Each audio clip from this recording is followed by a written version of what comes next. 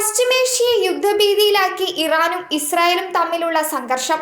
വെള്ളിയാഴ്ച ഇസ്രായേൽ ഇറാനെതിരെ ആക്രമണം ആരംഭിച്ചതിനു ശേഷം ഇരു രാജ്യങ്ങളിലും സ്ഫോടനങ്ങൾ തുടരുകയാണ്. ശനിയാഴ്ച രാത്രിയിലുള്ള ഇറാന്റെ പ്രത്യാക്രമണത്തിൽ ടെല്ലവീവിൽ കനത്ത നാശനഷ്ടങ്ങൾ ഉണ്ടായെന്നാണ് റിപ്പോർട്ട്. ഇറാന്റെ പ്രത്യാക്രമണത്തിൽ ഇസ്രായേലിൽ 3 പേർ കൊല്ലപ്പെട്ടതായും വിവരമുണ്ട്. 100-ലധികം മിസൈലുകൾ ഉപയോഗിച്ച് ഇറാൻ ഇസ്രായേലിനെ ആക്രമിച്ചു. തലസ്ഥാനമായ ടെല്ലവീവിലെ നിരവധി വീടുകൾക്ക് കേടുപാടുകൾ സംഭവിച്ചു. ഇറാന്റെ സൈന്യത്തിന്റെ പ്രത്യാക്രമണത്തിന് പിന്നാലെ തലസ്ഥാനമായ ടെഹ്റാനിൽ ഉത്സവാന്തരീക്ഷമാണ്. എന്നാൽ ഇറാൻ മിസൈലുകളിൽ ഭൂരിപക്ഷവും പ്രതിരോധിച്ചതായി ഇസ്രായേൽ സൈന്യം അറിയിച്ചു. ഇസ്രായേൽ സൈന്യം ടെഹ്റാനിൽ 3-ാം റൗണ്ട് വ്യോമാക്രമണം നടത്തി. നഗരത്തിന്റെ പല ഭാഗങ്ങളിലും സ്ഫോടനങ്ങൾ റിപ്പോർട്ട് ചെയ്തു.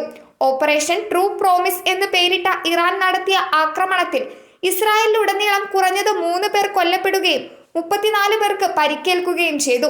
മിസൈലുകൾ രാജ്യത്തിന്റെ അയൺ ഡോം പ്രതിരോധ സംവിധാനം തകർത്തു.